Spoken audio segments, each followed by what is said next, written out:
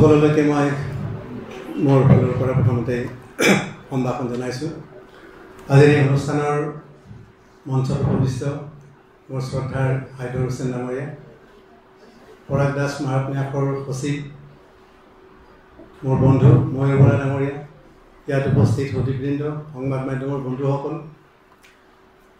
পোনপ্ৰথমতেই মই পৰাগ দাস স্মাৰক বক্তৃতামালাৰ তৃতীয়টো বক্তৃতাৰ বাবে মোক আমন্ত্ৰণ কৰি অনাৰ বাবে ন্যাসক মোৰ ফালৰ পৰা কৃতজ্ঞতা জ্ঞাপন কৰিছোঁ।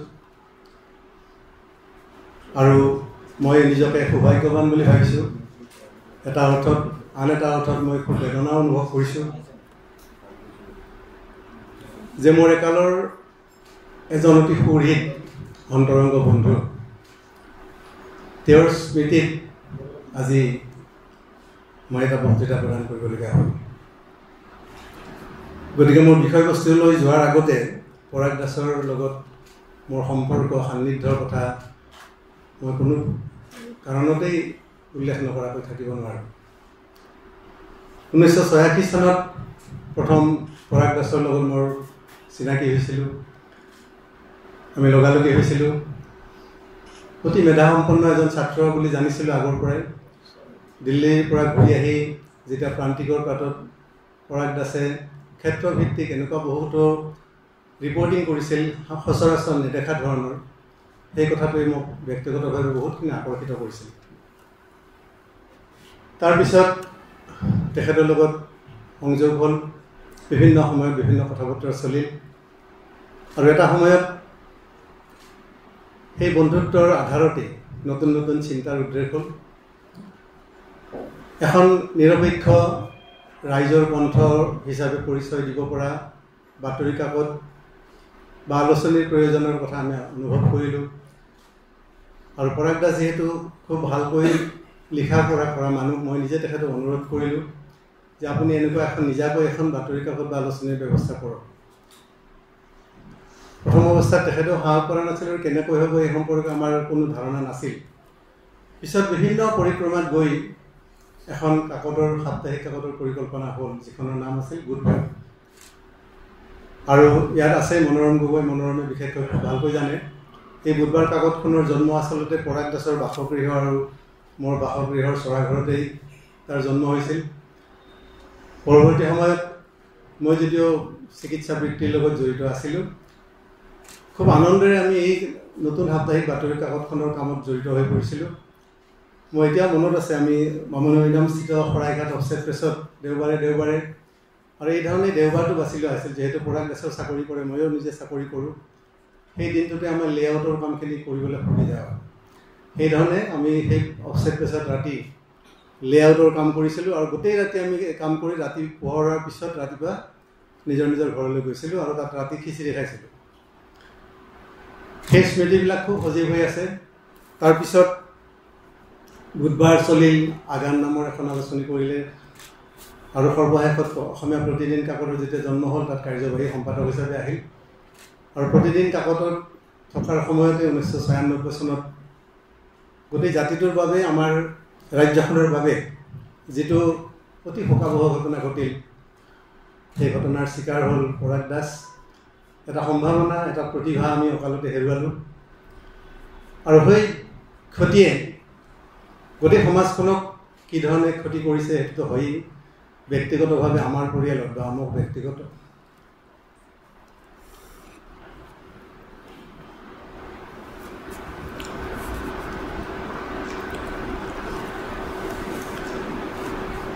ব্যক্তিগতভাৱে আমি যথেষ্ট মৰ্মাহত হৈছিলোঁ। তাৰপিছত সময় বাগৰি গৈছিল, আৰু বাকীখিনি আৰু ইতিহাস, মই সম্পৰ্কে আৰু ক'বলৈ নাযাওঁ। পৰাগ দাসলৈ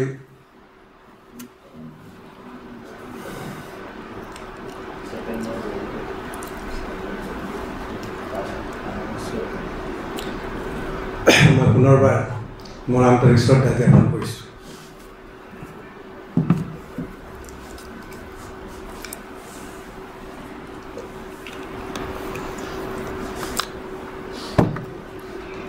যিটো বিষয়বস্তু আজি নিৰ্বাচন কৰা হৈছে, বিষয়বস্তুটোৰ নিৰ্বাচন কৰাৰ ক্ষেত্ৰত ময়ূৰ বৰাই যেতিয়া কথা পাতিছিল মোৰ লগত, সেইটো নিৰ্বাচনৰ স্বাধীনতা মোকো দিয়া হৈছিল আৰু আমি পাৰস্পৰিক আলোচনাৰ মাধ্যমত বিষয়টো ঠিক কৰিছিলোঁ। কাৰণ যোৱা 3টা দশক শিক্ষা ক্ষেত্ৰখনৰ লগত জড়িত থাকি মোৰ যিটো গভীৰ উপলব্ধি যে শিক্ষা বুলি ক'লে আমি একেবাৰে শৈশৱৰ পৰা বিশ্ববিদ্যালয় পৰ্যায়লৈকে শিক্ষাৰ বিভিন্ন স্তৰৰ কথা আমি জানো, কিন্তু শৈশৱৰ শিক্ষাৰ ক্ষেত্ৰত মই বেছি আকৰ্ষিত বা এইটো মোৰ বেছি আগ্ৰহৰ বিষয় এইকাৰণে, বা আজিৰ বক্তৃতাটো এইটো এইকাৰণেই বাছি ল'লোঁ যে আপোনালোক সকলোৰে কাৰণে আপোনালোক সকলোৱে জীৱনৰ এটা অতি মূল্যৱান সময়, গুৰুত্বপূৰ্ণ সময়। আপোনালোকে ল'ৰা ছোৱালীৰ লগত, নাতি নাতিনীৰ লগত তেওঁলোকৰ শিক্ষা জীৱনৰ শৈশৱৰ যিটো শিক্ষাৰ পৰ্যায়, এইখিনি সময়তে আচলতে অতি আত্মিকভাৱে প্ৰত্যক্ষভাৱে জড়িত হৈ থাকে বা জড়িত হৈ পৰে।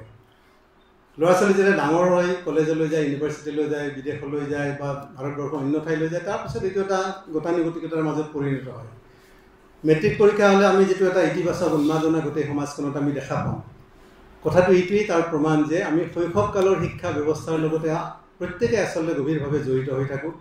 আৰু মই ভাবোঁ এইটোৱে এটা গুৰুত্বপূৰ্ণ বিষয়।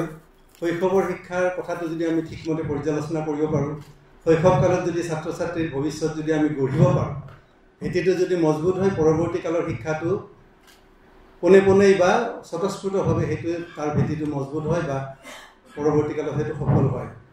সেইকাৰণে এই ধৰণৰ বিষয়টো মই আচলতে নিৰ্বাচন কৰিলোঁ। তাৰ শৈশৱৰ শিক্ষাৰ কথা কওঁতে চমুকৈ মই শৈশৱ বুলি ক'লে আমি কি বুজোঁ? বিশ্ব স্বাস্থ্য সংস্থাৰ যিটো সংজ্ঞা, শৈশৱ বুলি ক'লে আমি ল'ৰা ঢপৰা কৰি দৌৰি ফুৰা শিশুখিনিৰ কথাই সাধাৰণতে মনলৈ যদিও আহে, আচলতে বিজ্ঞানসন্মতভাৱে শৈশৱ মানে যিকোনো মানুহ বুলি যদি কওঁ 18 বছৰ বয়সলৈকে প্ৰত্যেককে আচলতে শিশু বুলি ধৰা হয়।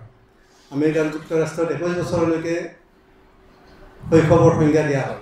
ভাৰতবৰ্ষত যিহেতু 18 বছৰ বয়সৰ পিছত ভোটাধিকাৰ দিয়া হয়, গতিকে আমি 18 বছৰ বয়সৰ সীমাতে এই শৈশৱটো সীমাবদ্ধ হৈ থাকে। এই শৈশৱৰ ভিতৰত আপোনাৰ যিটো প্ৰাৰম্ভিক শৈশৱকাল, আৰ্লি চাইল্ডহুড, 8 বছৰ বয়সলৈকে, তাৰপিছত কৈশোৰ, যৌৱন, বয়সন্ধি, এডলচেঞ্চৰ এই বিভিন্ন পৰ্যায় আছে। আৰু প্ৰথম এই 8 বছৰলৈকে যিখিনি সময়, এইখিনি সময়ৰ সৰু ল'ৰা ছোৱালীৰ যিটো বিকাশ, আমি জানো যে আপোনালোকে জানে মগজুৰ বিকাশৰ যিটো স্তৰ 5 বছৰ বয়সলৈকে, 5-6 বছৰ বয়সলৈকে প্ৰায় 90% মগজুৰ বিকাশ হয়। এইখিনি সময়ত ল'ৰা ছোৱালী যিখিনি কথা শিকে চৌপাশৰ পৰিৱেশৰ পৰা, সেইখিনি গোটেই জীৱনৰ কাৰণে স্থায়ী হয়। শিক্ষা ক্ষেত্ৰতো এই কথাটো সমানেই প্ৰযোজ্য হয়। গতিকে মই বিশ্বাস কৰোঁ, এজন শিশু চিকিৎসা বিজ্ঞানৰ ছাত্ৰ হিচাপে এই কথাটো বিশ্বাস কৰোঁ যে এই সময়খিনি আমি যদি উপযুক্তভাৱে ল'ৰা ছোৱালীক পথ নিৰ্দেশনা দিব পাৰোঁ, ভৱিষ্যত জীৱনৰ বহুত সমস্যাৰ পৰা আমি তেওঁলোকক মুক্ত কৰি ৰাখিব পাৰোঁ। সেইকাৰণে এই বিষয়টো আমি আজিৰ কাৰণে নিৰ্বাচন কৰি লৈছিলোঁ। এতিয়া শৈশৱৰ শিক্ষাৰ বিষয়ে ক'বলৈ যোৱাৰ আগতে এই কথাটো কিয় মোক আকৰ্ষণ কৰিলে বা এইটো কিয় গুৰুত্বপূৰ্ণ, আচলতে আমাৰ গোটেই সমাজখনত শৈশৱৰ কি প্ৰতিচ্ছবি, শৈশৱ মানে আমাৰ ল'ৰা ছোৱালীবিলাক, আমাৰ শিশুসকল কেনেকুৱা এটা পৰ্যায়ত আছে, এই কথাটো আমি আচলতে খুব ভালকৈ গভীৰভাৱে অনুধাৱন কৰাটো খুব দৰকাৰ। আৰু শৈশৱকালৰ যিখন প্ৰতিচ্ছবি, যিটো প্ৰতিচ্ছবি, এই কথাটো ভাবিলেই মোৰ মনলৈ আহে আজিৰ পৰা 3টা দশকৰ আগতে R.K. নাৰায়ণৰ এটা ভাৰতীয় সংসদত দিয়া এটা ভাষণ, য'ত শৈশৱকালৰ যিখন প্ৰতিচ্ছবি তেওঁ দাঙি ধৰিছিল, তাত উদ্বেগ প্ৰকাশ কৰিছিল। আজি 30-35 বছৰ পিছতো সেই ছবিখনৰ অলপো সলনি হোৱা নাই।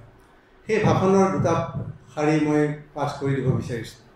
তেখেতে সংসদত কৈছিলে, প্ৰাপ্তবয়স্কসকলৰ পৃথিৱীখনৰ সমস্যাৰ আজি অতি বেছি চিন্তিত হৈ আজি শিশুসকলৰ দুৰ্দশাৰ দিশটো কাৰো দৃষ্টিগোচৰ নোহোৱা হৈছে। মই কোনো এক নিৰ্দিষ্ট শ্ৰেণীৰ বিষয়ে কোৱা নাই, ক'ব খুজিছোঁ সমগ্ৰ শৈশৱ কালটিৰ বিষয়ে। শিশু এটিৰ কষ্টকৰ দিনটোৰ আৰম্ভণি হয় ঘৰতেই, যেতিয়া তাক ঘৰৰ তাৰ শিক্ষকসকলে সাৰ পোৱাৰ বহু আগেয়েই বিচনাৰ পৰা উঠাই আনি স্কুললৈ যাবলৈ সাজু কৰা হয়। শিশুটিক স্কুলৰ ইউনিফৰ্মযোৰৰ চেপত সুমুৱাই পিঠিত গধুৰ স্কুল বেগটো জাপি দি স্কুললৈ পঠোৱা হয়। এই স্কুল বেগটো বৰ্তমান শিশুসকলৰ বাবে এটা অনিবাৰ্য বোজা হৈ পৰিছে। মই আবেদন জনাওঁ যে এটা ৰাষ্ট্ৰীয় নীতি হিচাপে লৈ প্ৰয়োজন সাপেক্ষে এখন অধ্যাদেশ জাৰি কৰি হ'লেও স্কুল বেগটো বিলোপ কৰিব লাগে। নিজৰ অভিজ্ঞতাৰ বৰ্ণনা দি তেখেতে আকৌ কৈছিলে, মই নিজে অনুসন্ধান কৰি দেখিছোঁ যে এটা শিশুৱে গাধৰ দৰে তাৰ পিঠিত বান্ধি লৈ সদায় পঢ়িবলগীয়া স্কুল বেগটোৰ ওজন গড় হিচাপত 8ৰ পৰা 10 কিলোগ্ৰাম পৰ্যন্ত হয়। যিটো বেগত থাকে কিতাপ বহি বিভিন্ন সা সঁজুলি টিফিনৰ বাকচ আৰু পানীৰ বটল এনে গধুৰ বজাৰ ভাৰসাম্য ৰাখিবলৈ শিশুবোৰে হাত দুখন আগলৈ ওলোমাই পিঠি পূজা কৰি চিম্পাঞ্জিৰ দৰে খোজ কাঢ়িবলগীয়া হয়। এনে কৰিবলগীয়া হোৱাৰ ফলত বহুতো শিশুৰ মেৰুদণ্ডৰ হাড়ৰ বেমাৰ হোৱাৰ তথ্য মোৰ লগত আছে। স্কুলৰ এই কষ্টকৰ পৰিক্ৰমা অতিক্ৰম কৰি যেতিয়া শিশুটি ঘৰ গৈ পায় তেখেতে উল্লেখ কৰিছে স্কুলৰ ক্লান্তিকৰ ৰুটিনখন শেষ কৰি শিশুটি মুক্ত নহয়। ঘৰলৈ উভতি গৈ সি দেখিব সিপিনে তাৰ মাক দেউতাক অথবা ঘৰুৱা শিক্ষকজন এসোপামান হোমৱৰ্ক লৈ তাক থপিয়াবলৈ খাপ পাতি ৰৈ আছে। এইদৰে যান্ত্ৰিকতাৰ মাজত শিশুটিৰ দিনটো শেষ হয়, য'ত অকণমান খেলিবলৈ হাঁহিবলৈ তাৰ বাবে কোনো সুৰুঙা নাথাকে। শিশুসকলৰ ওপৰত এইদৰেই শিক্ষা গ্ৰহণৰ নামত এটা নিষ্ঠুৰ হৃদয়হীন জীৱন জাপি দিয়া হৈছে। শিশুসকলৰ দুৰ্দশাৰ এই চিত্ৰখন মই মাননীয় সদস্যসকলৰ সুবিবেচনাৰ বাবে সংসদৰ মজিয়াত দাঙি ধৰিলোঁ। আপোনালোক সকলোৱে চিন্তা কৰক আৰু সমগ্ৰ শিক্ষা ব্যৱস্থাটোৰ এনে এটা পৰিৱৰ্তন অনাৰ ব্যৱস্থা কৰক যাৰ দ্বাৰা শিক্ষা গ্ৰহণৰ নামত শৈশৱকালটো লেৰেলি যোৱাৰ সলনি পূৰ্ণ প্ৰস্ফুটিত হোৱাৰ সুযোগ পায়। এই কথাখিনি পুনৰ কিয় ইয়াত উল্লেখ কৰিলোঁ, এই যিখন প্ৰতিচ্ছবি আজি 30-35 বছৰ আগতে তেখেতে দাঙি ধৰিছিল, আপোনালোক সকলোৱে জানে, সদায় দেখিয়ে আহিছে নিজৰ ঘৰখনত চৌপাশৰ পৰিৱেশত যে আমাৰ শৈশৱৰ এই প্ৰতিচ্ছবিখনৰ অলপো সলনি হোৱা নাই। মই নিজৰ অভিজ্ঞতাৰ পৰা দেখিছোঁ, আপোনালোকেও দেখিছে। গতিকে শৈশৱৰ শিক্ষা যদি সঠিক হ'ব লাগে এই কেৰণবিলাক যদি আঁতৰ নকৰোঁ এটা সুস্থ শৈশৱৰ কথা আমি কল্পনা কৰিব নোৱাৰোঁ। এতিয়া এই যিটো পৰিক্ৰমা এইটোৰ বিপৰীতে আচলতে শৈশৱৰ শিক্ষা বুলি ক'লে কেনেধৰণৰ শিক্ষা ব্যৱস্থাৰে আচলতে ছাত্ৰ ছাত্ৰীক আমি গঢ়িব লাগে বা গঢ়াটো উচিত, কি কৰিব লাগে, তাৰ কাৰণে যিটো ব্যৱস্থা বা শিক্ষা কাৰ্যক্ৰমৰ কথা কোৱা হৈছে এইটো হৈছে early childhood care and education, চমুকৈ ECCE বুলি কয়। মই সেই শব্দটো পিছলৈ উল্লেখ কৰিম। Early childhood care and education, যিটোৱে বয়সৰ 8 বছৰ বয়সলৈকে ছাত্ৰ ছাত্ৰীসকলক সামৰি লয়। এই আৰ্লি চাইল্ডহুড কথাটো ইমানেই গুৰুত্বপূৰ্ণ যে এই কথাটো মই আনন্দিত যে যিখন নতুন ৰাষ্ট্ৰীয় শিক্ষানীতি হ'ল 2020 চনত প্ৰথমবাৰৰ কাৰণে ভাৰতবৰ্ষ আগতে বহুতো শিক্ষা আয়োগ হৈ গৈছিল, কিন্তু প্ৰথমবাৰৰ কাৰণে এখন ৰাষ্ট্ৰীয় শিক্ষা আয়োগে পূৰ্ব এই প্ৰাৰম্ভিক শৈশৱ শিক্ষা বা আৰ্লি চাইল্ডহুড এডুকেশ্যনৰ ওপৰত বিষয়ে ইমান বেছি গুৰুত্ব আৰোপ কৰিছে। সেইটোৱে এই শিক্ষানীতিখনৰ এটা আটাইতকৈ গুৰুত্বপূৰ্ণ আৰু ইতিবাচক দিশ। আগৰ কোনো শিক্ষানীতিয়ে প্ৰাৰম্ভিক শৈশৱ শিক্ষা বা আৰ্লি চাইল্ডহুড এডুকেশ্যনৰ ওপৰত এই ধৰণে ইমান সুন্দৰ সাৱলীল পৰামৰ্শ আগবঢ়া নাই। ৰাষ্ট্ৰীয় শিক্ষানীতি এইটোও কৈছে যে এই যিখিনি আৰ্লি চাইল্ডহুড কেয়াৰ আৰু এডুকেশ্যন এইখিনি যদি শিক্ষানুষ্ঠানসমূহে কৰিব নোৱাৰে, এই কথাটো যদি আমি কাৰ্যকৰীকৰণ কৰিব নোৱাৰোঁ, আমাৰ এই ৰাষ্ট্ৰীয় শিক্ষানীতি 2020 গোটেইখনে অৰ্থশূন্য হৈ যাব, অৰ্থহীন হ'ব। এইখিনি ঠিক নহ'লে হায়াৰ এডুকেশ্যনৰ কাৰণে আমি যিমানবিলাক পৰামৰ্শ দিছোঁ এইবিলাক অৰ্থহীন হৈ পৰিব। তেওঁলোকে ৰাষ্ট্ৰীয় শিক্ষানীতিত আৰ্লি চাইল্ডহুড এডুকেশ্যনৰ বিষয়ে খুব সুন্দৰ কথা দুটা কৈছে। 1.1 যিটো ক্লজ তাত তেওঁলোকে কৈছে over 85% of a child's cumulative brain development occurs prior to the age of 6, indicating the critical importance of appropriate care and stimulation of the brain in early years in order to ensure healthy brain development and growth. Presently, quality early childhood education program is not available to crores of young children, particularly children from socio-economically disadvantaged backgrounds. আমি যিবিলাক ইয়াতে pre school বুলি চৌকল pre school, মই চৌকল বুলি কৈছোঁ, তথাকথিত যিবিলাক pre school আমাৰ সমাজখনত আমি দেখা পাওঁ, নাৰ্চাৰী কিণ্ডাৰ গাৰ্টেন কোৱা হয়, এইবিলাক দৰাচলতে প্ৰকৃত প্ৰি স্কুল নহয়েই। আপোনালোকে দেখিব 3 বছৰ 4 বছৰ বয়সতে সেই শিশুসকলৰ কাৰণে পৰীক্ষা পতা হয়, তাত নম্বৰ দিয়া হয়, 100 নম্বৰ 99 নম্বৰ পালে মাক দেউতাক সন্তুষ্ট হয়, নাপালে ল'ৰা ছোৱালীৰ ওপৰত বোজা আৰম্ভ হয়, প্ৰেছাৰাইজ কৰা হয় নম্বৰ পাবৰ কাৰণে।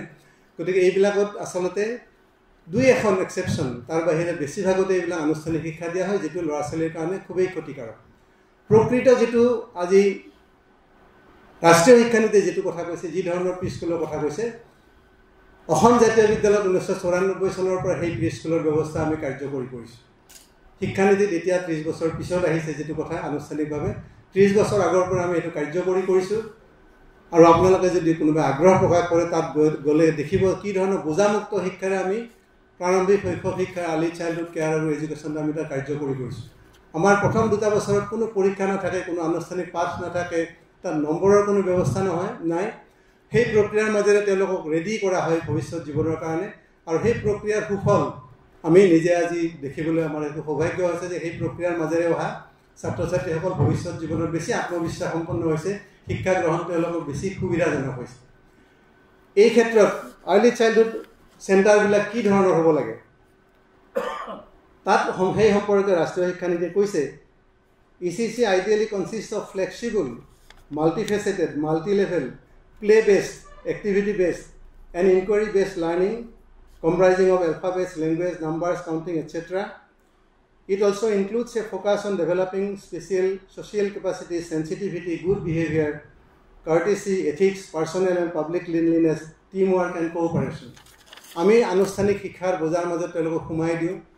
ওচৰ পাজৰৰ মানুহৰ লগত তেওঁলোকৰ সম্পৰ্ক কেনেকৈ গঢ়িব লাগে, ওচৰ চুবুৰীয়াৰ লগত দুখে সুখে কেনেকৈ ভাগ ল'ব লাগে, সমাজখনৰ সকলো শ্ৰেণীৰ ল'ৰা ছোৱালীৰ লগত কি ধৰণে তেওঁলোকে লগ হ'ব লাগে, কমিউনিটিৰ যিটো চেঞ্চ তেওঁলোকক ডেভেলপ কৰিব লাগে, মূল্যবোধৰ শিক্ষা কেনেকৈ গঢ় দিব লাগে, এইবিলাকৰ পৰা সম্পূৰ্ণ আঁতৰাই ৰাখি আমি এটা বোজামুক্ত নহয় আনুষ্ঠানিক শিক্ষাৰ মাজেৰেদি তেওঁলোকৰ শৈশৱটো আমি এক প্ৰকাৰ ধূলিসাৎ কৰি দিওঁ।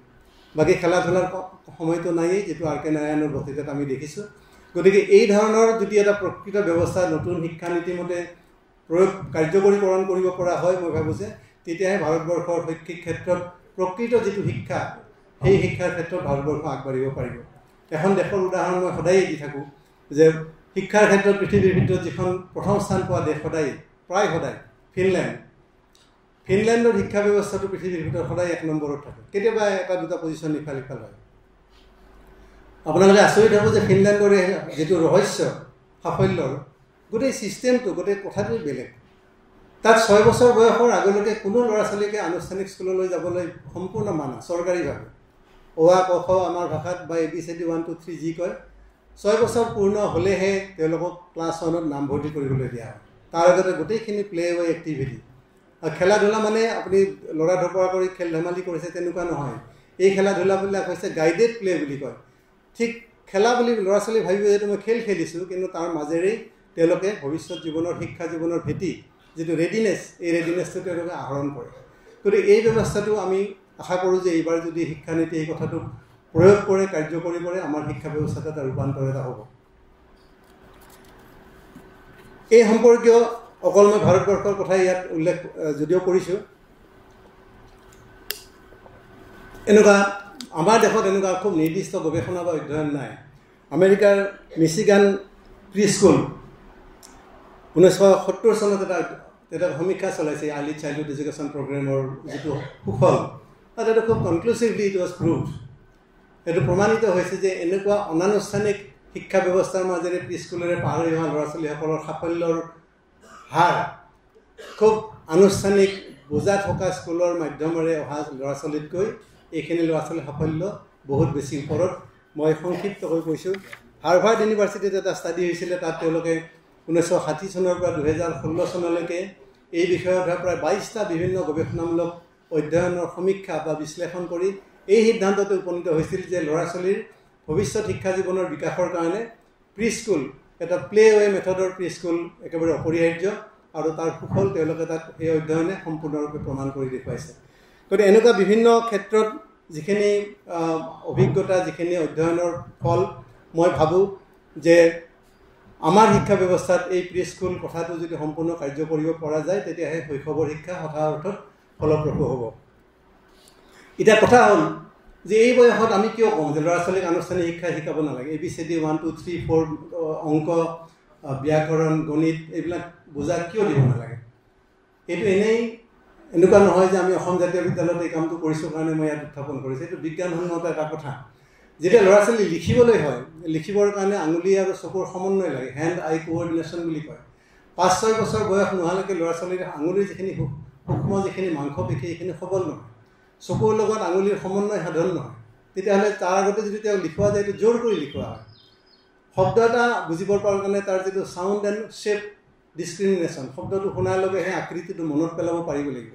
সেই ডিছক্ৰিমিনেশ্যন যিটো পাৱাৰ সেইটো ডেভেলপ নহয় অংক বুজিবৰ কাৰণে যিবিলাক প্ৰি নাম্বাৰ কনচেপ্ট বুলি কয় প্ৰাক সংখ্যাৰ ধাৰণা যে অংক আমি চিধাই 2+2 বুলি ক'লে 4 বুলি ক'ব সেইটো যিটো পেৰট লাৰ্নিং বুলি কয় মুখস্থ ৰাখি সি শুদ্ধ 2 4 বুলি ক'ব কিন্তু তাৰ অৰ্থটো সি বুজি নাপায় যিটো কগনিশ্যন যিটো বৌদ্ধিক তাৰ উপলব্ধি সেইখিনি হ'বৰ কাৰণে 5-6 বছৰ সি অতিক্ৰম কৰিব লাগিব তাৰ কাৰণে যিটো প্ৰি নাম্বাৰ কনচেপ্ট ল'ৰা ছোৱালীয়ে অংক বুজাৰ আগতে বুজিব লাগিব ওখ চাপৰ মানে কিমান কি চুটি দীঘল মানে কি পাতল বা গধুৰটোৰ অৰ্থ কি এইবিলাক প্ৰি নাম্বাৰ কনচেপ্ট বুলি কোৱা হয় যিটো প্ৰি স্কুল কাৰ্যসূচীত বিভিন্ন এক্টিভিটিৰ মাধ্যমত কৰা হয় এই গোটেইখিনিকে আমি ৰেডিনেছ প্ৰগ্ৰেম বুলি কওঁ তাৰ আগত কিন্তু 3টা R কেপিটেল R এইটো শিক্ষা বিজ্ঞানত এই শব্দটোৰ খুবেই প্ৰয়োগ হয় 3 R's R for reading R for arithmetic আৰু R for writing আনুষ্ঠানিকভাৱে সেই কথাটো খুব জোৰ কৰি প্ৰয়োগ কৰিব নালাগে কিছু কিছু আপুনি আভাস দিব পাৰে আখৰৰ বা সংখ্যাৰ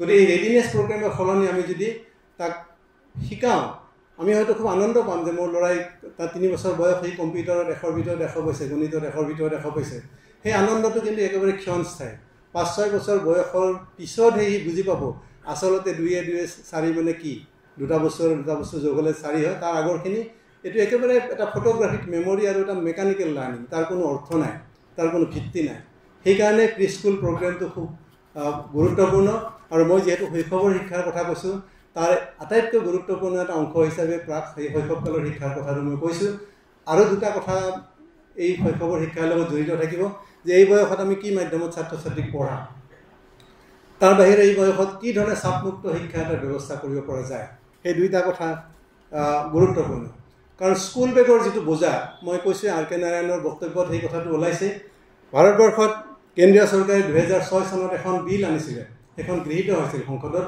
যিখন বিলৰ নাম হৈছিলে the children school bags limitation on ৱেজ বিল 2006 এখন অধ্যাদেশ এখন হ'ল গৃহীত হ'ল যে ল'ৰা ছোৱালী স্কুল বেগৰ বোজাটোৱে তেওঁলোকক ক্ষতি কৰিছে গতিকে এখন অধ্যাদেশ জাৰি কৰা হ'ল আইন পাছ কৰা হ'ল স্কুল বেগৰ ওজন ল'ৰা ছোৱালীৰ যিটো শৰীৰৰ ওজন তাতকৈ তাৰে 5 বা 10%তকৈ বেছি হ'ব নালাগে যদি এজন 6-7 বছৰীয়া ল'ৰাৰ শৰীৰৰ ওজন 20 কেজি হয় তেতিয়াহ'লে তাৰ বেগখনৰ ওজন খুব বেছি 1 কেজি বা 2 কেজি হ'ব লাগে কিন্তু আপোনালোকে নিজে কেতিয়াবা জুখি চাব ল'ৰা ছোৱালীৰ ওজন বেগৰ ওজনটো কিমান বেছি হয় এইটো নিয়ন্ত্ৰণ কৰাৰ কাৰণে এখন আইন অনা হ'ল সেই আইনখনো কিন্তু আজিলৈকে কাৰ্যকৰী নহ'ল এই আইনখন অনাৰ পিছত 2012 চনত যেটো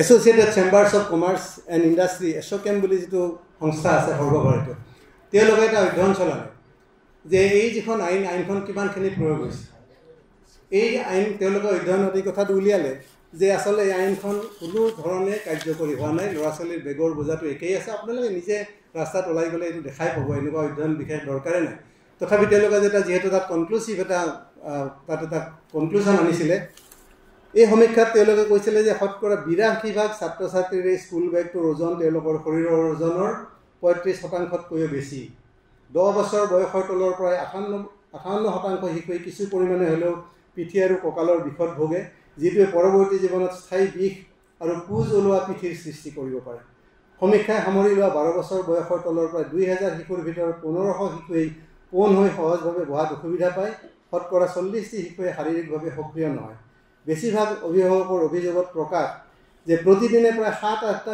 পিৰিয়ডৰ বাবে শিশুসকলে দৈনিক 21খনকৈ কিতাপ বেগত কঢ়িয়াব লগা হয় এইটো মই কোৱা কথা নাই সমীক্ষাৰ কথা 21খনকৈ কিতাপ যেতিয়া শিশু এটা কান্ধত লৈ যায় এইটো কিমান অমানৱীয় কিমান নিষ্ঠুৰ হ'ব পাৰে এই কথাটো শিক্ষাৰ লগত যিসকল জড়িত আছে তেওঁলোকে কিমানখিনি উপলব্ধি কৰিব পাৰিছে নাজানো কিন্তু অভিভাৱক হিচাপে সমাজৰ সচেতন অংশৰ ব্যক্তি হিচাপে মই ভাবোঁ যে আমাৰ শিশুসকলক যদি প্ৰকৃত ঠিক পথ নিৰ্দেশনা দিব লাগে আমি সমাজৰ সকলোৱে এই ক্ষেত্ৰত সচেতন হৈ কিবা এটা কাম কৰিব লাগিব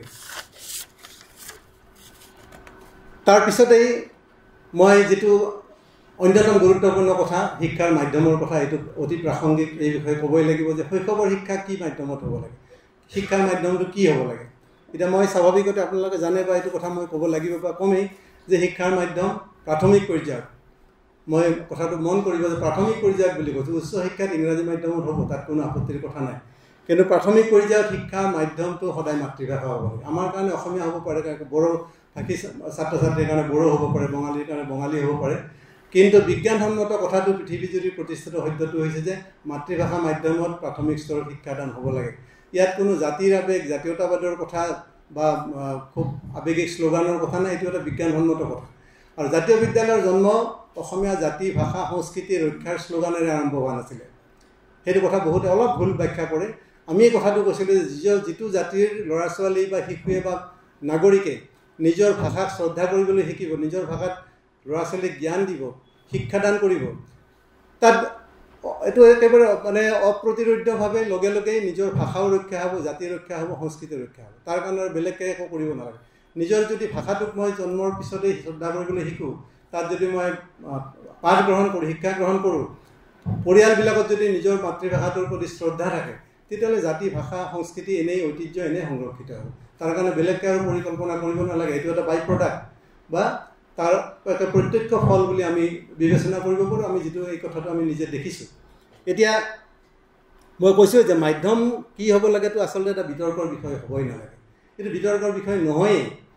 যেনেকৈ পৃথিৱীখন সূৰ্যৰ চাৰিওফালে ঘূৰা কথাটো সত্য, মাতৃভাষা মাধ্যমত প্ৰাথমিক পৰ্যায়ত শিক্ষা গ্ৰহণ হ'ব লাগে কথাটো একেই সত্য। তাত কোনো আৰু দ্বিমত বা বিতৰ্কৰ কোনো কথা নাই। মানুহৰ এটা নিজৰ নিজৰ চইচ। কোনোবাই ভাবিছে যে ইংৰাজী মাধ্যমত দিলে ভাল হ'ব, সেইটো তেখেতসকলৰ মত। মই ভাবিছোঁ যে মাতৃভাষা মাধ্যমত দিলে বা এইটো মোৰ মত। তাত লৈ কোনো মানে বিদ্বেষ বা বিৰোধ মনোভাৱৰ কথাও নাই। কিন্তু যিটো বিজ্ঞানসন্মত কথা, যিটো কথা বিশ্বাস কৰি আজি 30টা বছৰে আমি কামখিনি কৰি আহিছোঁ, সেই কথাখিনি নিশ্চয় মই ইয়াত উপস্থাপন কৰিছোঁ বা কৰিব লাগিবই, আৰু যিটো কথা সকলোতে স্বীকৃত হৈ আহিছে। আৰু যশপালৰ ৰিপৰ্টতো এই কথাটো কৈছিলে যে মাতৃভাষাৰ যিটো প্ৰয়োজনীয়তা, আজিৰ পৰা 3টা দশক আগতে তেখেতৰ যিখন লাৰ্ণিং উইদাউট বাৰ্ডেন বুলি যিখন প্ৰতিবেদন দাখিল কৰিছিল চৰকাৰক অধ্যাপক যশপাল, তাত খুব সুন্দৰ কেইটামান কথা তেখেতে কৈছিলে যে ইংৰাজী মাধ্যম আৰু মাতৃভাষা মাধ্যমৰ সুবিধা অসুবিধাৰ কথাটো তেখেতে উল্লেখ কৰিছিলে। এই প্ৰতিবেদনত তেখেতে কৈছিলে যে মানুহৰ বৰ্ধিত উচ্চাকাংক্ষাই এনে এক উপলব্ধিও ক্ৰমান্বয়ে দৃঢ় কৰিছে যে তেওঁলোকৰ আকাংক্ষা পূৰণৰ বাবে শিক্ষা অতি প্ৰয়োজনীয়।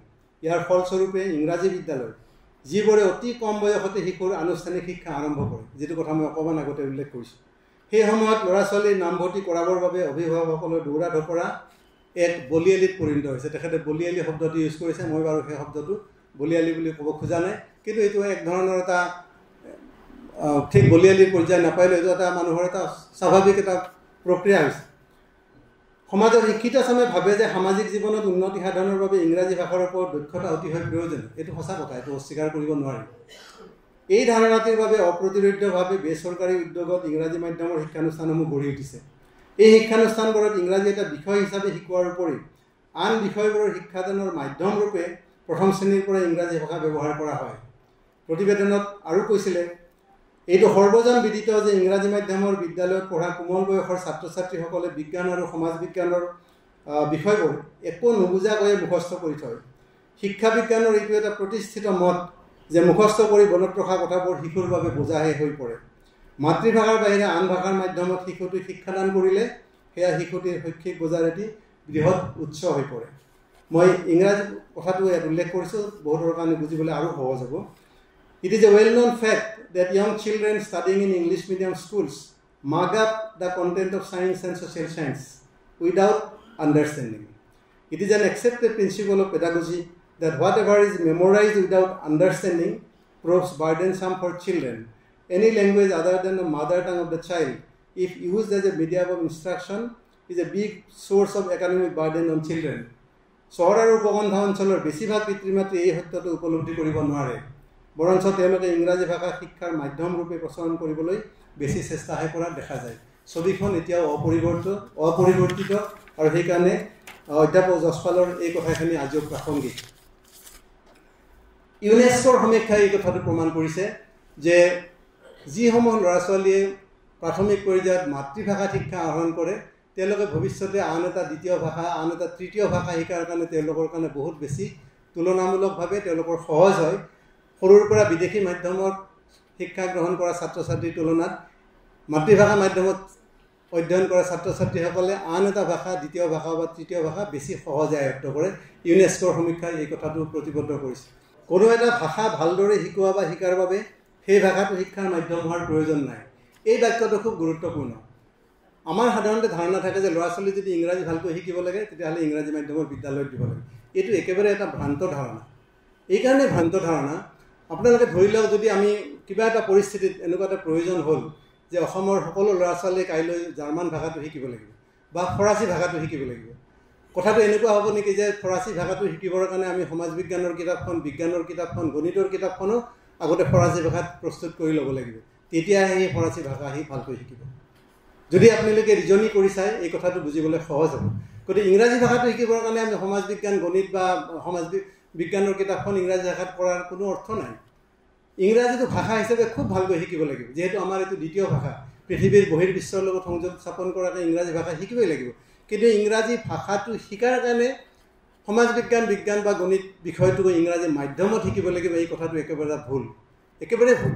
Scientifically, pedagogically this is a very wrong concept. সেই কথাটো হ'ব নালাগে।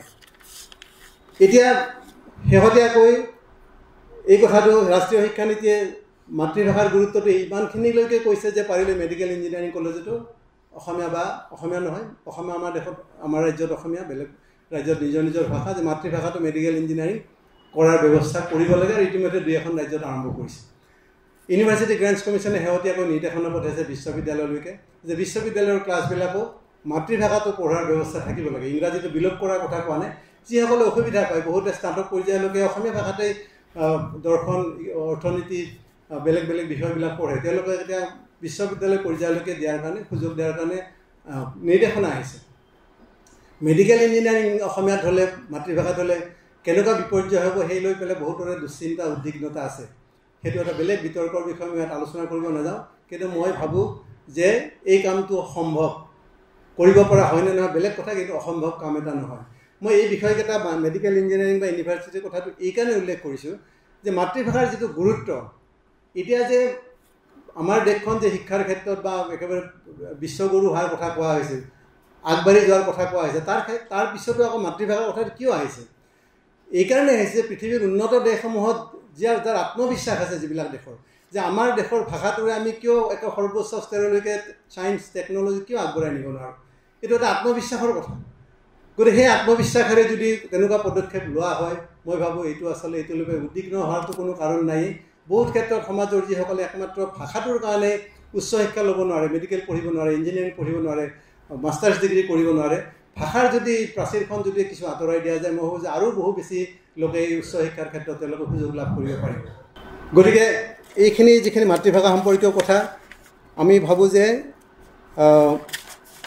ইয়াৰ ক্ষেত্ৰত বেলেগ বিতৰ্কৰ কথা হ'ব নালাগে। মাতৃভাষা মাধ্যমটো এটা মানে অতি উৎকৃষ্ট বা বিজ্ঞানসন্মত পন্থা।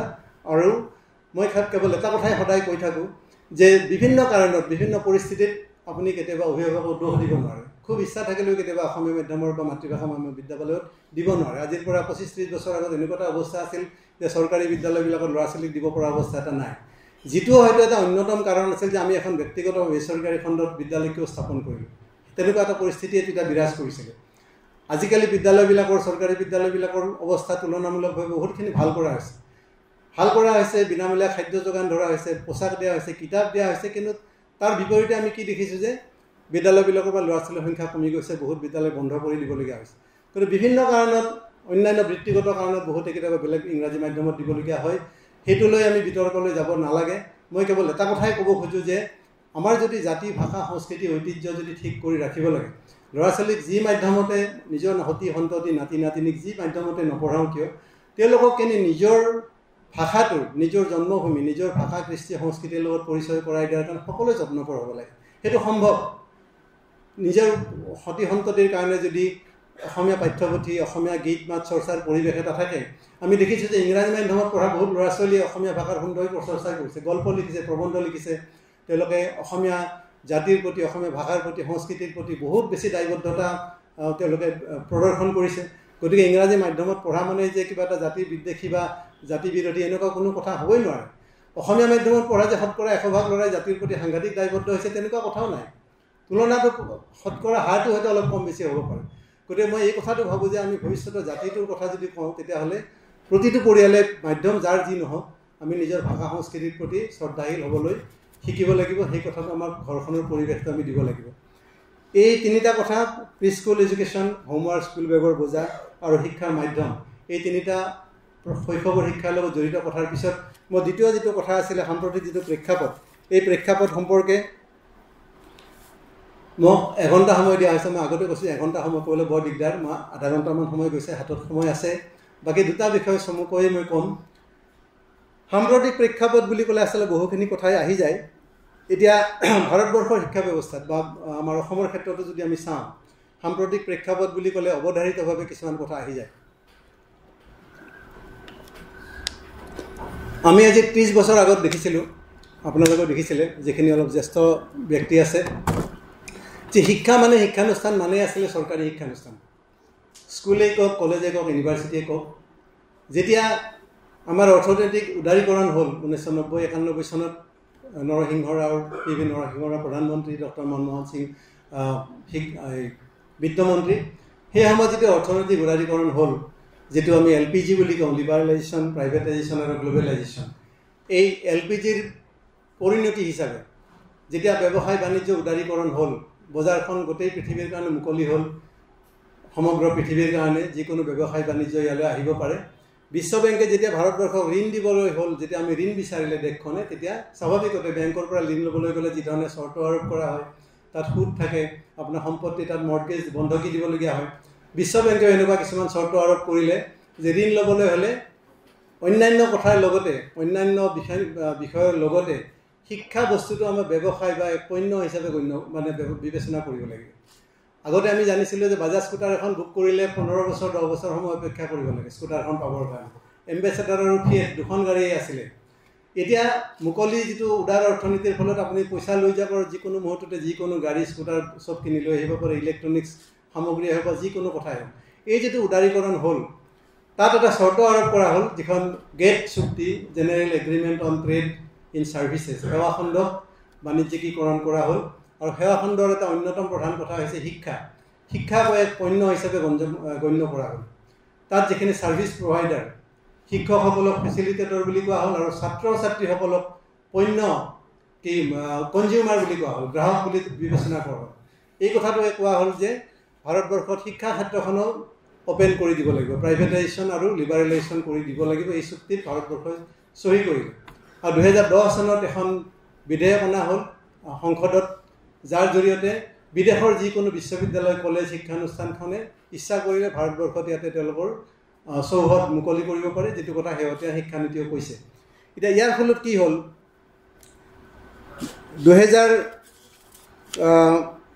1990 চনত ভাৰতবৰ্ষত প্ৰাইভেট ইউনিভাৰ্চিটি, ব্যক্তিগত খণ্ডৰ বা বেচৰকাৰী খণ্ডৰ বিশ্ববিদ্যালয় এখনো নাছিলে। আৰু 2017-18 চনত এনেকুৱা বিশ্ববিদ্যালয়ৰ সংখ্যা 343খন। বিভিন্ন বেচৰকাৰী খণ্ডত, ব্যক্তিগত খণ্ডত এনেকুৱা বিশ্ববিদ্যালয়, আন শিক্ষানুষ্ঠান গঢ়ি উঠিল। মেডিকেল কলেজ হ'ল, ইঞ্জিনিয়াৰিং কলেজ হ'ল। আৰু এতিয়া এনেকুৱা এটা প্ৰক্ৰিয়া হৈছে যে বিদেশৰ পৰা হয়তো কিছুমান বিশ্ববিদ্যালয় বা আন অনুষ্ঠান আমাৰ দেশলৈকে আহিব। এইটো হৈছে এটা অৰ্থনৈতিক উদাৰীকৰণৰ এটা প্ৰত্যক্ষ ফল। আৰু এই কথাটোত আমাৰ যিটো স্কুলৰ শিক্ষা ব্যৱস্থা, বিশেষকৈ এই শিক্ষা ব্যৱস্থাটোত আচলতে আমি দেখোঁ যে ব্যক্তিগত খণ্ডৰ বা বেচৰকাৰী খণ্ডৰ, ব্যক্তিগত খণ্ড বুলি শব্দটো আচলতে সদায় প্ৰযোজ্য নহয়, কাৰণ এই ক্ষেত্ৰত বিভিন্ন সংস্থাৰ দ্বাৰা এনেকুৱা বিশ্ববিদ্যালয় বা অনুষ্ঠানবিলাক পৰিচালিত হয়। কিছুমান NGO পৰিচালনা কৰে, কিছুমান ব্যক্তিগত একোজন মালিকে পৰিচালনা কৰে, কিছুমান ন্যাসৰ অধীনত হয়, কিছুমান ধৰ্মীয় এনেকুৱা অনুষ্ঠান সংস্থা আছে যিসকলে এনেকুৱা বিদ্যালয়বিলাক চলায়। গতিকে এই সকলো অনুষ্ঠানৰ সংখ্যাটো লাহে লাহে বাঢ়িবলৈ ধৰিছে। আৰু আটাইতকৈ বেছি প্ৰত্যাহ্বানটো আহিলে স্কুল শিক্ষা ব্যৱস্থাৰ ক্ষেত্ৰত।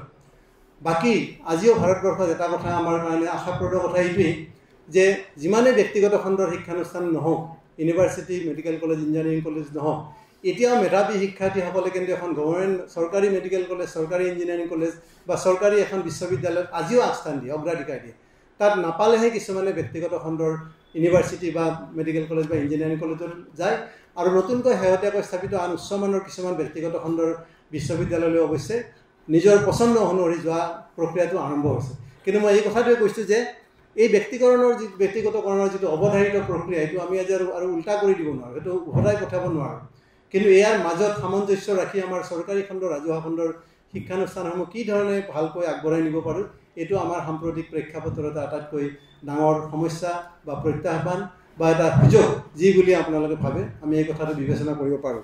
এতিয়া এই যিবিলাক শিক্ষানুষ্ঠান বাহিৰৰ শিক্ষানুষ্ঠান ইয়ালৈ অহাৰ কথা হৈছে আমাৰ শিক্ষানুষ্ঠান দৰকাৰ হ'লে IIScৰ কেম্পাছৰ বাহিৰলৈ যাব পাৰে মই ব্যক্তিগতভাৱে ভাবোঁ আমাৰ লক্ষ্যটো এইটোৱে হ'ব লাগে ৰাজহুৱা খণ্ডত যে চৰকাৰে এই কথাটোৱে কৰিব লাগে যে আমাৰ যিবিলাক শিক্ষানুষ্ঠান আমি স্থাপন কৰোঁ ইণ্ডিয়ান ইনষ্টিটিউট অফ টেকন'লজি হওক ইণ্ডিয়ান ইনষ্টিটিউট অফ মেনেজমেণ্ট হওক Indian institute of science medical college all India institute of medical science এই ধৰণৰ শিক্ষানুষ্ঠানসমূহৰ উন্নয়নৰ কাৰণে সৰ্বাধিক বিনিয়োগ কৰিব লাগে কেন্দ্ৰীয় চৰকাৰৰ ফালৰ পৰা ৰাজ্য চৰকাৰৰ ফালৰ পৰা এই বিনিয়োগ দৰকাৰ হ'লে 10%লৈকে বঢ়াই দিয়া হওক আৰু এই শিক্ষানুষ্ঠানবিলাক এনেকুৱা এটা চেণ্টাৰ অফ এক্সিলেঞ্চ কৰিব লাগে যে যিদৰে আজি বিদেশৰ উচ্চমানৰ বিশ্ববিদ্যালয়সমূহলৈ আমাৰ ছাত্ৰ ছাত্ৰীসকল গৈছে তাত বৃত্তিলৈ সুযোগ পাইছে পঢ়াৰ কাৰণে এনেকুৱা এটা প্ৰক্ৰিয়াৰ কাৰণে আমি লক্ষ্য বান্ধিব লাগে যে আমাৰ অনুষ্ঠানবিলাকৰ চেণ্টাৰ অফ এক্সিলেঞ্চ ইয়ালৈ দেশ বিদেশৰ বিভিন্ন বিদেশৰ ছাত্ৰ ছাত্ৰী ইয়ালৈ সোঁতটো উল্টা হ'ব ইয়ালৈ আহিব তেতিয়াহে আচলতে আমি শিক্ষাৰ ক্ষেত্ৰত আমাৰ দেশখন পৃথিৱীৰ এখন অগ্ৰণী দেশ হিচাপে আমি পৰিগণিত হ'ব পাৰিম আমাৰ শেহতীয়া যিটো শিক্ষানীতিয়ে এই ক্ষেত্ৰত এটা কথা কৈছে ব্যক্তিগত বা বিশ্ববিদ্যালয়ৰ ক্ষেত্ৰত তেওঁলোকে যিটো পৰামৰ্শ আগবঢ়াইছে তাত এই কথাটো কোৱা হৈছে পাব্লিক ছেক্টৰৰ যিখিনি শিক্ষানুষ্ঠান এই শিক্ষানুষ্ঠানখনৰ যিখিনি গুৰুত্ব এই গুৰুত্বটো সম্পূৰ্ণ অক্ষত ৰখাৰ কাৰণে শেহতীয়াকৈ যিখিনি শিক্ষানীতি তেওঁলোকে ইয়াত উল্লেখ কৰিছে NEPৰ যিটো ক্লজ 8.3 তাত এই কথাটো কোৱা হৈছে the current regulatory regime has not been able to curb the commercialisation and economic exploitation of parents by many quote for profit unquote private schools yet at the same time it has all too often inadvertently discouraged public spirited philanthropic schools ভাৰতবৰ্ষত বৰ্তমান এই কথাটো হৈছে যিবিলাক ব্যক্তিগত খণ্ডৰ শিক্ষানুষ্ঠান মানে আটাইবোৰে মুনাফালোভী বা খুব সাংঘাতিক লাভ অৰ্জন কৰা নিশ্চয় নহয় মই কৈছে তাত বিভিন্ন প্ৰক্ৰিয়া জড়িত হৈ থাকে ন্যাসবিলাকেও বহুত চলায় অসম জাতীয় বিদ্যালয় এখন ব্যক্তিগত খণ্ড বা বেচৰকাৰী খণ্ডৰ বিদ্যালয় ন্যাসৰ দ্বাৰা পৰিচালিত ইয়াত ফৰ প্ৰফিট কোনো কথা নাই তাত লাভ অৰ্জনৰ কোনো কথা নাই এটা নিশ্চয় ছাৰপ্লাছ হ'ব ছাৰপ্লাছটোৰে আকৌ শিক্ষানুষ্ঠানৰ উন্নয়নৰ কাৰণে এইটো ব্যৱহৃত হ'ব বা হ'ব লাগে কিন্তু নতুন শিক্ষানীতিত এই কথাটো কৈছে যে বৰ্তমানৰ ব্যৱস্থাটোৱে যিবিলাক খুব বেছি মুনাফালোভী শিক্ষানুষ্ঠান সেইবিলাকক নিয়ন্ত্ৰণ কৰাত বৰ্তমানৰ ব্যৱস্থাটো ব্যৰ্থ হৈছে আনহাতে যিবিলাক পাব্লিক স্পিৰিটেড ফিলান্থ্ৰপিক স্কুলছ অসম জাতীয় বিদ্যালয় কওক বা এনেকুৱা গোটেই দেশখনতে বহুত আছে ভাল চেৰিটেবল ট্ৰাষ্টবিলাকে এনেকুৱা বেচৰকাৰী খণ্ডত বহুত শিক্ষানুষ্ঠান কৰিছে সেইবিলাককো চৰকাৰে কিন্তু কোনো ধৰণৰ উৎসাহ যোগোৱা নাই সেইবিলাকক কোনো ধৰণৰ সহায় বা সাহায্য আগবঢ়োৱা নাই NEP এই কথাটো কৈছে নতুন শিক্ষানীতি যে এই দুইটাৰ মাজত এটা ভাৰসাম্য ৰক্ষা কৰি এনেকুৱা শিক্ষানুষ্ঠানবিলাকৰ সহায় আৰু হাত আগবঢ়াব লাগে আগবঢ়াই লৈ যাব লাগে কাৰণ শিক্ষাৰ বিস্তাৰৰ কাৰণে প্ৰসাৰৰ কাৰণে একমাত্ৰ চৰকাৰী খণ্ডৰে যিহেতু আমাৰ ভাৰতবৰ্ষৰ ইমান 140 কোটি মানুহৰ দেশ যিহেতু সামৰি ল'ব এতিয়াও পৰা নাই গতিকে ভাল সুস্থভাৱে ব্যক্তিগত খণ্ডত শিক্ষানুষ্ঠান হ'লে বাকী কথাখিনি যদি চৰকাৰী নিয়ন্ত্ৰণত কিছু কথা থাকে তেতিয়াহ'লে নিশ্চয় আপত্তি কৰিবলগীয়া থকা কথা নাথাকে তেওঁলোকে 8.4ত আৰু এটা কথা কৈছে সেইটো খুব গুৰুত্বপূৰ্ণ the public education system is the foundation of A vibrant Democratic society নতুন এই শিক্ষানীতিয়ে খুব সুন্দৰকৈ এই কথাটো কৈছে যে এখন যদি গতিশীল গণতান্ত্ৰিক সমাজৰ কাৰণে পাব্লিক এডুকেশ্যন ছিষ্টেম ৰাজহুৱা খণ্ডৰ শিক্ষা ব্যৱস্থাটো আটাইতকৈ গুৰুত্বপূৰ্ণ and the way it is run must be transformed and invigorated in order to achieve the highest levels of educational outcomes for the nation. গতিকে আমি ৰাষ্ট্ৰখনৰ মংগলৰ কাৰণে উন্নতিৰ কাৰণে যদি আগবাঢ়িব লাগে পাব্লিক এডুকেশ্যন ছিষ্টেমটো সমানে সমৃদ্ধ কৰি আগবঢ়াই লৈ যাব লাগিব at the same time the private philanthropic school sector must also be encouraged and enabled to play a significant and beneficial role. গতিকে এই দুইটা কথাৰ মাজত সমতা ৰাখি মই ভাবোঁ সাম্প্ৰতিক যিটো প্ৰেক্ষাপট শেহতীয়া যিটো আমাৰ প্ৰতিচ্ছবি এই কথাটোক আমি এটা ইতিবাচকভাৱে কেনেকৈ আগবঢ়াই লৈ যাব পাৰোঁ সেই সম্পৰ্কত যদি ভালকৈ পৰিকল্পনা কৰিব পাৰোঁ নিশ্চয় আমাৰ শিক্ষা ক্ষেত্ৰতো দেশখন আগবাঢ়ি যাব পাৰিব এতিয়া ভৱিষ্যতৰ আমাৰ যিবিলাক প্ৰত্যাহ্বান আহিছে সাম্প্ৰতিক যিবিলাক প্ৰত্যাহ্বান আহিছে এই গোটেই কথাখিনি প্ৰত্যাহ্বান বহুত ধৰণৰ হয় মই আৰম্ভণিৰ পৰাই কৈ আহিছোঁ যে মাতৃভাষা মাধ্যমৰ কথা মাতৃভাষা মাধ্যমৰ শিক্ষা ব্যৱস্থাটো যদি জীয়াই নাথাকে তেতিয়াহ'লে শেষত গৈ আমাৰ কিন্তু জাতিটোৰ প্ৰতি সংকটটো নামি আহিব আমি যদিও কৈছোঁ যে আমি জাতি ৰক্ষাৰ আন্দোলন হিচাপে জাতীয় বিদ্যালয় আৰম্ভ হোৱা নাই মাতৃভাষা মাধ্যমত শিক্ষা আহৰণ কৰিলে সেইটো এটা বাই প্ৰডাক্ট হিচাপে স্বতঃস্ফূৰ্তভাৱে জাতি ৰক্ষা বা ঐতিহ্য ৰক্ষাৰ কথাটো আহি যায় কিন্তু যদি মাতৃভাষা মাধ্যমত আমি পৰিচিত নহওঁ আমাৰ ল'ৰা ছোৱালী যদি নিজৰ ভাষাটো চিনি নাপায় পঢ়িব নোৱাৰে ভৱিষ্যতলৈ আমাৰ উপন্যাস কোনে লিখিব কবিতা কোনে লিখিব সেই আজিৰ যি হ'ব অমূল্য অমৰ সৃষ্টি, এই সৃষ্টিৰে যি এটা সময়ত পৰৱৰ্তী প্ৰজন্মত কোনে পঢ়িব? আৰু যদি ভাষাটো জীয়াই নাথাকে তেতিয়াহ'লে জাতি এটা কেতিয়াও বাচি নাথাকে। যদি প্ৰত্যাহ্বান বা সংকট যদি কিবা আহি পৰিছে, মই সংকট শব্দটো কেতিয়াও মানিয়ে নলওঁ। কিছুমান সাময়িক বিপৰ্যয় আহে বুলি আপোনালোকে মই অনুভৱ কৰোঁ। বিপৰ্যয় মুখামুখি হ'ব পৰাৰ কাৰণে আমাৰ সামৰ্থ্য আছে, সেই সামৰ্থ্য আমি আহৰণ কৰিব লাগিব। আৰু এই প্ৰত্যাহ্বান বুলি ভবা কথাটো ভৱিষ্যতৰ জাতি, ভাষা, সংস্কৃতি, ঐতিহ্য ৰক্ষাৰ কাৰণে এটা অন্যতম অপৰিহাৰ্য চৰ্ত হৈছে মাতৃভাষাৰ প্ৰতি সন্মান। সেই সন্মান ল'ৰা ছোৱালীক মাতৃভাষা মাধ্যমত, নিজৰ নাতি নাতিনীক মাতৃভাষা মাধ্যমত পঢ়োৱা এটা হ'ব পাৰে। ল'ৰা ছোৱালী বেলেগ মাধ্যমত পঢ়িলে ঘৰতেই মাতৃভাষা মাধ্যমত চৰ্চা হ'ব পাৰে। ভাষা মাধ্যমৰ কিতাপ পত্ৰ পঢ়া, বাতৰি কাকত, আলোচনী পঢ়াটো এটা অন্যতম দায়িত্ব হ'ব পাৰে। এই ধৰণৰ যদি মাতৃভাষাৰ প্ৰতি শ্ৰদ্ধাশীল আমি নহওঁ তেতিয়াহ'লে জাতিৰ বিপদ অৱধাৰিত, অনিবাৰ্য। ভাষা নাথাকিলে কোনো জাতিৰ পৰিচয়, অকল মৌখিক ভাষা এটাত জাতি এটা বাচি নাথাকে। বহুত ভাষা পৃথিৱীৰ পৰা বিলুপ্ত হৈছে। মই নাভাবোঁ কেতিয়াও যে অসমীয়া এটা ইমানেই শক্তিশালী ভাষা, এইটো কোনোবা বিলুপ্তিৰ আশংকা মোৰ মনত কোনোদিনে সোমোৱা নাই। কেৱল আমি যাতে বেছি বিচ্যুত নহয়, সঠিক পথত জাতিটোক আগবঢ়াই লৈ যাব পাৰোঁ, তাৰ কাৰণে সকলোৱে সচেষ্ট হ'ব লাগিব। আৰু মই কৈছোঁ ইয়াত মাধ্যমৰ কোনে কি মাধ্যমত পঢ়াইছে সেই সকলো কথা একাষৰীয়া কৰি থৈ সকলোৱে সন্মিলিত প্ৰচেষ্টাৰে ভাষাটোৰ কাৰণে, জাতিটোৰ কাৰণে, শিক্ষা ব্যৱস্থাৰ সবলীকৰণৰ কাৰণে আমি একেলগে আগবাঢ়ি যাব লাগিব। তেতিয়া আমাৰ নিশ্চয় এই প্ৰত্যাহ্বানৰ আমি মুখামুখি হ'ব পাৰিম।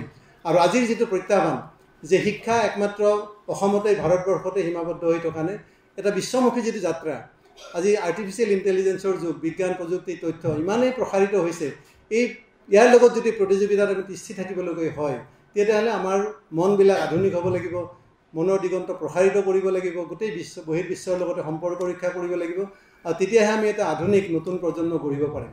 কাৰণ শিক্ষাৰ উদ্দেশ্য হ'ব লাগে এটা হলিষ্টিক ডেভেলপমেণ্ট, ছাত্ৰ ছাত্ৰীৰ সৰ্বাংগীন বিকাশ, যাতে তেওঁ এজন ভাল বিশ্ব নাগৰিক হ'ব পাৰে। শেষত মই এটা খুব মোৰ প্ৰিয় বাক্য এটাৰে সামৰিম। Education is a means for the holistic development of the person that help a man to become a sensible human who can help in creating a beautiful environment not only for his own self but for all people living with him. সকলোৰে মংগল হ'ব লাগিব, সমাজখনৰ মংগল হ'ব লাগিব, মানৱ জাতিৰ কল্যাণ হ'ব লাগিব। এইটোৱে শিক্ষাৰ এটা সামগ্ৰিক আৰু মূল লক্ষ্য হোৱাটো উচিত। আৰু সেই চিন্তাৰে আগবাঢ়িলে আমাৰ নিশ্চয় সমাজখন ভৱিষ্যতে মংগলময় হ'ব। আপোনালোক সকলোকে ধন্যবাদ জনাই মই কিবাকিবি নিজৰ অভিজ্ঞতা আপোনালোকৰ লগত ভগাই ল'লোঁ। যিখিনি ভুল ত্ৰুটি কিবা হৈছে, বিচ্যুতি হৈছে, তাৰ কাৰণে মাৰ্জনা বিচাৰিছোঁ। শেষত পুনৰবাৰ পৰাগ দাসলৈ সন্মান জনাই আপোনালোক সকলোকে ধন্যবাদ জনাই মোৰ ক'বলগীয়াখিনি সামৰিছোঁ। ধন্যবাদ।